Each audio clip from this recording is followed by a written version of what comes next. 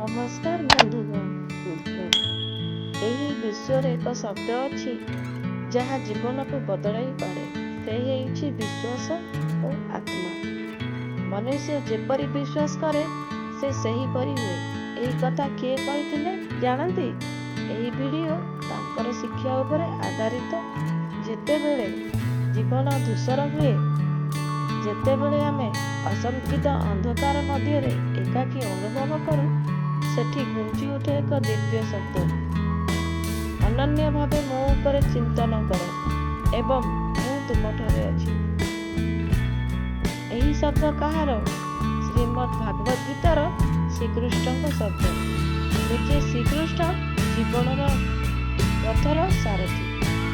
ଏହି ଭିଡ଼ିଓ ତାଙ୍କର ଶିକ୍ଷା ଉପରେ ଆଧାରିତ ଓ ଅନ୍ତଃ ପ୍ରେରଣା। ଆସନ୍ତୁ ଆଜି ତାଙ୍କର ଶବ୍ଦରେ ଏକ ନୂଆ ଆଲୋକ ଦେଖିବା, ଯାହା ଆମକୁ ଆତ୍ମବିଶ୍ୱାସ ଓ ଜୀବନ ଶକ୍ତି ଦେଇପାରିବ। ମନୁଷ୍ୟ ବିଶ୍ୱାସ ଦ୍ୱାରା ଗଠିତ ହୁଏ। ଯେପରି ବିଶ୍ୱାସ ସେପରି ଜୀବନ।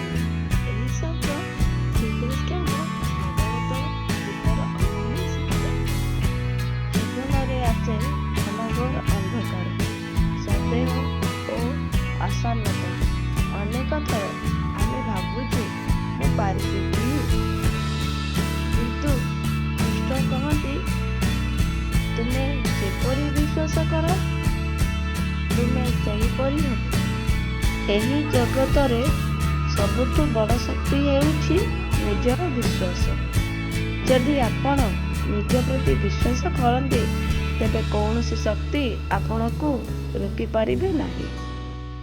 ଯେପରି ଅର୍ଜୁନ ଯୁଦ୍ଧ କରିବାକୁ ଭୟଭୀତ ଥିଲେ, ଶ୍ରୀକୃଷ୍ଣ ତାଙ୍କୁ କହିଲେ ତୁମ ଧର୍ମ କର, ଫଳ ଉପରେ ଆଶା କରନି। ଏହି ଶିକ୍ଷା ଆମ ପାଇଁ ଏ ଯୁଗରେ ବି ସମାନ ଭାବରେ ପ୍ରଭାବଶାଳୀ।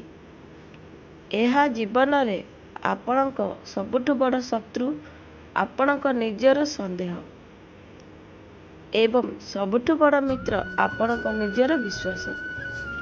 ଶ୍ରୀକୃଷ୍ଣ କହିଥିଲେ ପ୍ରତ୍ୟେକ ମନୁଷ୍ୟ ନିଜ ମନ ଦ୍ୱାରା ଉନ୍ନତ ହୋଇପାରେ କିମ୍ବା ନିଜ ମନ ଦ୍ୱାରା ନିଜକୁ ଧସାଇପାରେ। ଏହି ଶିକ୍ଷା ଆପଣଙ୍କୁ ଦିଏ ନିଜ ମନ ଉପରେ ବିଶ୍ୱାସ, ନିଜ ସ୍ନାୟୁରେ ଶକ୍ତି ଓ ଆତ୍ମାରେ ଶାନ୍ତି। ଆସନ୍ତୁ ଶ୍ରୀକୃଷ୍ଣଙ୍କ ଶିକ୍ଷାକୁ ଆମ ଜୀବନର ହୃଦୟ ଭିତରେ ବସାଉ। ଆତ୍ମବିଶ୍ୱାସର ଅଟୁଟ ଥାଉ। ଯେଉଁଥିରେ କୃଷ୍ଣ ଅଛନ୍ତି ସେଠି ହାର ଅସମ୍ଭବ। ଶିକ୍ଷାରୁ ପ୍ରେରଣା ନେଇ ଆମେ ନିଜ ଜୀବନକୁ ନୂଆ ଆଶା, ବିଶ୍ୱାସ ଓ ସାହସ ସହିତ ଗଢ଼ିବା। ନିଜ ଆତ୍ମାକୁ ବିଶ୍ୱାସ କରନ୍ତୁ, ପଦକ୍ଷେପ ନିଅନ୍ତୁ ଓ ଜୀବନରେ ଜିତନ୍ତୁ। ଏହି ଭିଡ଼ିଓ ଭଲ ଲାଗିଥିଲେ ଲାଇକ୍, ସେୟାର ଓ ସବସ୍କ୍ରାଇବ୍ କରନ୍ତୁ। ନିଜ ପାଇଁ ନୁହେଁ, ଏହି ଶିକ୍ଷା ଅନ୍ୟଙ୍କ ପର୍ଯ୍ୟନ୍ତ ପହଞ୍ଚାଇବା ପାଇଁ। ଧନ୍ୟବାଦ। ଜୟ ଶ୍ରୀକୃଷ୍ଣ।